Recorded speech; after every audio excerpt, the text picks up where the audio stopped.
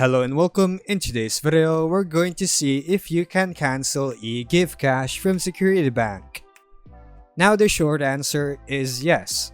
You can cancel an eGiveCash transaction from Security Bank, but only under certain conditions.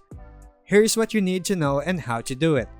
First, eGiveCash, abbreviated as EGC, lets you send money to someone even if they don't have a bank account using their mobile number.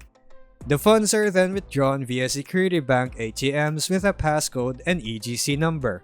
You can cancel the transaction only if it has not yet been withdrawn by the recipient.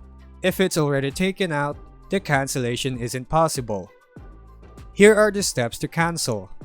First, you must log into Security Bank online.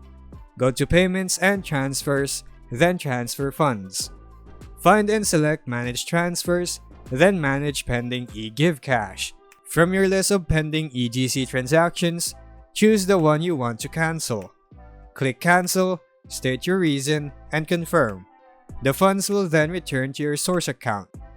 Keep in mind though, if the transaction is expired after 14 calendar days and the recipient didn't withdraw it, it gets automatically reversed, crediting the funds back to the sender. Cancellation won't apply once the recipient has already withdrawn the funds. So in short, yes, you can cancel, but only if it's still pending and not withdrawn. The bank's online system gives you a way to do that. And that would be all for today's video. Thanks for watching and I'll see you on the next one.